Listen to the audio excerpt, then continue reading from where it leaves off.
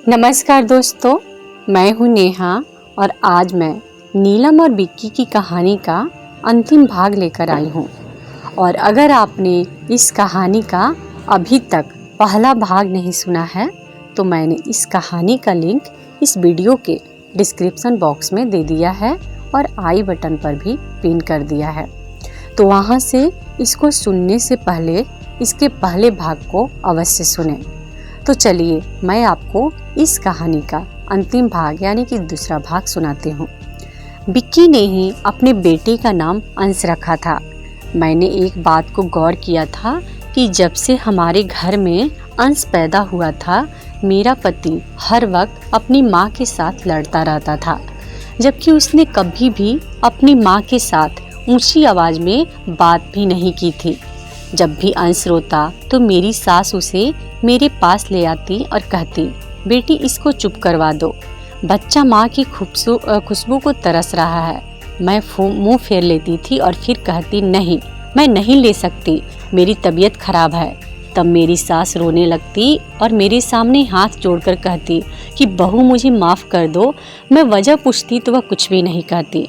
मैं सचमुच बहुत हैरान थी कि आखिर में सब क्या हो रहा है। एक दिन मैं अपने कमरे में लेटी हुई थी। जब बिक्की ऑफिस से लौटे तो मेरी सास के बोलने की आवाज़ आने लगी थी। वह बहुत ऊंचा ऊंचा बोल रही थी। ऐसा मालूम होता था जैसे बहुत गुस्से में बोली हो। मेरी बूढ़ी हड्डियों में इतनी ताकत नहीं है कि मैं इस बच्चे को संभाल सकूं। इसकी माँ को कहो कि बच्चा संभालना है तो संभाले, नहीं तो हम बच्चे के लिए दूसरी माँ ले आएंगे। तभी बिक्की की गुस्से से भरी आवाज़ सुनाई दी थी। वह कह रहा था कि माँ, यह सब आपकी वजह से हुआ है। अगर आप वो सब ना करती जो आपने किया तो यकीनन हालात इससे अलग ही होते। मेरी सास चुप हो गई थी। थोड़ी देर बाद बिक्की कमरे में आया तो मैं थोड़ी डर के बैठी। मुझे लगा कि वो मेरे साथ लड़ाई करेंगे, मगर वो मुस्कुरा कर बोले कि नीलम, इस गुलाबी रंग के सूट में तुम बहुत खूबसूरत लग रही हो। मैं मुस्कुरा दी थी। मेरी ज़िंदगी बिक्की के दम से रोशन हो चुकी थी। मैं बच्चे को जन्म देने के बाद बहुत ही स्मार्ट हो चुकी थी। मैं खुश थी, लेकिन अब मुझे अपनी सास पर शक हो गया था। मुझे लगने लगा था कि मेरी सास मुझे जो हर शाम मीठा खिलाया करती थी, कहीं उसी की वजह से मेरे घर बच्चे की पैदाइश तो नहीं हुई थी, क्योंकि जब से बच्चा पैदा हुआ था मेरी सास ने मुझे कुछ भी मीठा नहीं खिलाया था। बिक्की ने अंश के लिए आया का इंतजाम कर लिया था। अब जब ज़्यादातर अंश को आया ही संभालती थी। एक शाम को मैं सोकर उठी तो आया बोली, जी मेम साहब, आपकी सास पागल वागल हैं क्या? मैं बोली, नहीं तो, लेकिन तुम ऐसा क्यों कह रही हो? तो वो बोली कि आज जब आप सोई हुई थी तो आपकी सास आपके पास आकर बैठी थी और रोती ही चली जा रही थी और बार बार आपसे माफ़ी भी मांग रही थी। मैं उसकी बात सुनकर चुप हो गई थी। अब मुझे सास पे होने वाला शक और भी बढ़ता जा रहा था कि हो ना हो उसने ही कुछ ऐसा किया होगा जिसकी वजह से मैंने 3 महीने में ही बच्चे को जन्म दिया था। मैंने आया से कह दिया कि तुम अब मेरी सास पर नज़र रखना। वो दिन भर जो कुछ भी करती हैं मुझे एक एक बात आकर बताना। वो मुस्कुरा कर बोली कि जी मेम साहब, मैं तो आपकी ही वफादार हूँ। खैर, अब मेरे दिल को थोड़ा बहुत सुकून मिल गया था, क्योंकि मुझे लगता था कि ये काम वाली औरतें बहुत अच्छी जासूस हुआ करती हैं। बिक्की स्टडी रूम में थे। वह अपने ऑफिस के काम उसी रूम में बैठकर किया करते थे। मैंने उनके लिए चाय बनाई और वहीं लेकर गई। मैंने सोचा कि चलो 2 पल बैठकर अपने पति से बात कर ली जाए, लेकिन मैंने जैसे ही दरवाज़ा खोला, बिक्की हड़बड़ा गए थे और उनके हाथ से छूटकर कुछ फ़ोटो ज़मीन पर बिखर गए थे। मैंने उस पर नज़र डाली तो फ़ोटो में बिक्की मुस्कुराता हुआ खड़ा था और साथ में कोई खूबसूरत लड़की भी खड़ी थी, जिसने बिक्की के हाथ को मजबूती से थामा हुआ था। इससे पहले कि मैं उस लड़की की शक्ल देख पाती, बिक्की ने वो फ़ोटो उठा लिए थे। मुझे एक पल के लिए शक हुआ था कि शायद मेरा पति मुझे धोखा दे रहा था, और यह एक ऐसी बात थी जिसके बारे में मैंने कभी सोचा भी नहीं था। मुझ पर तो कयामत ही टूट पड़ी थी। बिक्की जल्दी से उठा और बोला कि आओ नीलम, मेरे साथ बैठो। मगर मैं सर पकड़कर रह गई थी, क्योंकि मेरा सर दर्द से फटा जा रहा था। इस सदमे ने मुझे अंदर से हिला कर रख दिया था। मैं उल्टे कदमों से वापस लौट आ गई थी और अपने कमरे में आकर लेट गई थी।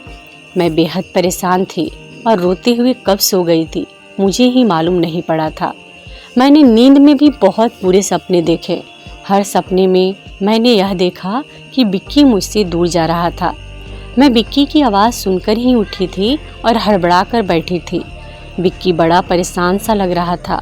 वह बोला, क्या बात है नीलम, तुम नींद में बार बार रो क्यों रही थी? मैं वैसे ही परेशान थी, इसलिए कोई जवाब ही नहीं सूझ रहा था। मैं बोली, कुछ नहीं, बस बुरा सपना देख लिया था। बिक्की बोला, तुम हाथ मुंह धो लो, मैं तुम्हारे लिए खाना लेकर आता हूँ। बिक्की कमरे से बाहर चला गया तो मेरी नज़र पानी की जग पर पड़ी और उसमें पानी नहीं था, जबकि प्यास से मेरे गले में कांटे चुभ रहे थे। मैं भी जग उठा कर बिक्की के पीछे ही चल पड़ी थी, लेकिन मेरे कदम किचन से आती हुई आवाज़ को सुनकर रुक गए थे। माँ जी बिक्की के साथ कुछ बात कर रही थी, जिसके जवाब में बिक्की ने बोला कि मुझे दुनिया वालों की कोई परवाह नहीं है। हाँ, मैंने दूसरी शादी की है, उसमें माँ मैं दिलो जान से बहुत मोहब्बत करता हूँ उससे, मैं नहीं रह सकता उसके बगैर। ये बातें हथौड़ी की तरह मेरे दिल पर बरस रही थी। क्या बिक्की ने दूसरी शादी की है? मेरी आंखों से आंसू बहते जा रहे थे। मैं फिर उल्टे कदम वापस लौट आ गई थी। कमरे में जब बिक्की वापस आया तो मुझे देखकर दंग रह गया। वह बोला कि नीलम, जब मैं कमरे से गया था तब तुम संभल चुकी थी और अब फिर से तुम्हारा चेहरा फिर से मायूस लग रहा है। मुझे बताओ क्या हुआ है? किस बात की टेंशन ले रही हो? दिल तो कर रहा था कि मैं कह दूं कि बिक्की, आपकी दूसरी शादी का दुख मुझे अंदर ही अंदर मार रहा है, मगर मैं चुप रही थी। मैंने बिक्की से नींद की गोली मांगी थी। मैं बोली कि अगर मैं जागती रही तो आज मेरा दिमाग फट जाएगा। बिक्की ने कुछ भी कहे बिना मुझे गोली थमा दी थी। न जाने मैं कितने घंटे सोती रही थी। सुबह जब मेरी आंख खुली तो बिक्की ऑफिस जा चुका था। मैं बाहर आ गई। अभी तक मेरा दिमाग फट रहा था। तभी मेरी नज़र मेरी सास के मोबाइल पर पड़ी थी। वो सोफे पर पड़ा हुआ था। मैंने वो मोबाइल उठाया और बिक्की के स्टडी रूम में आ गई। मैंने बिक्की के नंबर पर मैसेज किया था, नीलम का क्या करना है। इस मैसेज को सेंड करने के बाद मेरे दिल की धड़कन बहुत तेज हो गई थी। मेरा दिल बहुत घबरा रहा था। मेरी आंखों के सामने अंधेरा छा गया था। इतनी देर में ही बिक्की की कॉल आ गई थी। फ़ोन बजने लगा तो मेरे हाथ थर-थर कांपने लगे थे। मुझे कुछ समझ नहीं आ रहा था कि क्या करूं, मगर इतनी ही देर में फ़ोन बंद हो गया तो मैंने चैन की सांस ली। लेकिन एक बार फिर से मोबाइल बजने लगा था। जब तीसरी बार कॉल आई तो मैंने फ़ोन उठा लिया था। फ़ोन से बिक्की की गुस्से वाली आवाज़ बाहर आ रही थी कि माँ, आप नीलम की जान को छोड़ क्यों नहीं देती? उसने क्या बिगाड़ा है आपका? आपने अपने पसंद की शादी की थी। आपके बेटे ने जो भी सज़ा देनी है मुझे दो, नीलम को नहीं। आपको याद है ना, 2 साल पहले मैंने नीलम से मोहब्बत करके शादी की थी, जबकि आप चाहती थी कि मैं आपकी सहेली की बेटी के साथ शादी कर लूं। लेकिन मैं राज़ी नहीं हुआ और आप भी अपनी जीत पे अड़ी हुई थी। मजबूरन मुझे नीलम के साथ कोर्ट मैरिज करनी पड़ी थी। मैं जब दुल्हन बना के उसे घर ले आया तो आपने हर तरह से हमें अलग करने की कोशिश की। हम दोनों के दरमियान गलतफहमियां पैदा की और जब इन सब से भी आप हमें अलग ना कर पाए तो आपने नीलम का एक्सीडेंट करवा दिया ताकि कि वो मर जाए। लेकिन माँ, मैं सोचता हूँ कि आपका दिल इतना पत्थर दिल कैसे बन गया था। एक जिंदा इंसान की जान लेने के लिए तो बहुत ज़्यादा हौसला चाहिए होता है ना। नीलम उस हादसे में बुरी तरह से जख्मी हुई थी। यहाँ तक कि डॉक्टर्स भी हैरान थे कि पेशेंट बच कैसे गई, मगर वो कोमा में चली गई थी माँ। और जब आपको मालूम पड़ा था कि वो माँ बनने वाली है, तब आप पहली बार आपको अपनी गलती का एहसास हुआ था। तब आपने मुझे सारा सच बता दिया था। आपको याद है ना, मैंने भी कई महीनों तक आपसे बात नहीं की थी। वो बच्चे की वजह से जल्दी ही ठीक हो गई थी। वो कोमा से बाहर तो आ गई, लेकिन उसकी याददाश्त चली गई थी। वो यही समझती थी कि मेरी अभी तक शादी नहीं हुई है। इसके लिए उसके माँ बाप उसे अपने साथ ले गए थे। माँ, आप भी जानती हैं कि 6 महीने बाद जब नीलम की भाभी मीनू की कॉल आई थी कि आप नीलम को फिर से शादी करके ले जाए, क्योंकि उसे लगता है कि मेरी शादी नहीं हुई है, इसलिए वो डिप्रेशन की शिकार हो रही है। उस दिन मैंने आपसे बात की थी और कहा था कि हम उसके लिए रिश्ता लेकर जाते हैं। जब नीलम शादी करके हमारे घर आई तो आप उसका बहुत ख्याल रखती थी। आपने ही उसकी दवाई की जिम्मेदारी भी उठाई थी और उसे मिठाई में दवाई डाल कर देती थी। अब आप फिर से लोगों की बातों में कैसे आ गई हैं कि मैंने दूसरी बार भी नीलम से ही शादी क्यों की, जबकि आप ये भी जानती हैं कि ये शादी सिर्फ नीलम को दिखाने के लिए की थी। वो तो अभी तक इसी सदमे में है कि शादी के 3 महीने बाद ही उसने बच्चे को जन्म कैसे दे दिया। इसलिए उसने खुद को अपने सगे बच्चे से दूर कर लिया है।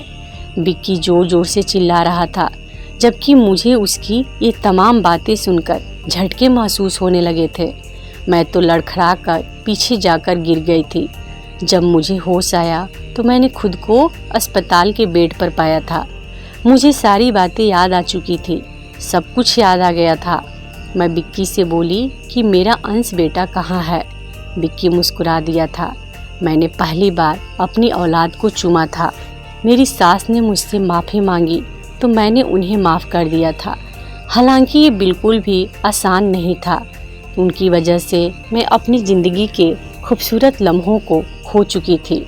खैर, मैंने ये सोचकर उन्हें माफ़ कर दिया था कि क्या पता ऊपर वाला भी मुझे माफ़ कर दे, क्योंकि मैं अनजाने में अपने पति विक्की पर बहुत ही शक कर लिया था कि विक्की मुझे धोखा दे रहा है।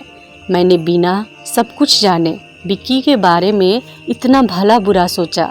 उसके बारे में पता नहीं क्या क्या मेरे मन में ख्याल आने लगे थे। इसलिए मैं मन ही मन भगवान से माफ़ी भी मांग रही थी कि वो मेरी गलत सोच के लिए मुझे माफ़ कर दे, क्योंकि विक्की बहुत ही अच्छा पति था। विक्की इसलिए मुझे सच नहीं बताया था क्योंकि वो नहीं चाहते थे कि मुझे कोई तकलीफ़ हो, क्योंकि वह मुझसे बहुत प्यार करते थे और वो मुझे फिर से खोना नहीं चाहते थे। विक्की सच में बहुत ही अच्छा पति है। मैं बहुत ही खुश नसीब हूँ कि मुझे विक्की जैसा ही पति मिला था, जो कि मेरे इतने बदसूरत होने के बावजूद भी उसका प्यार थोड़ा भी कम नहीं हुआ था। दोस्तों, भगवान करे कि सबको विक्की जैसा ही सच्चा प्यार करने वाला पति मिले।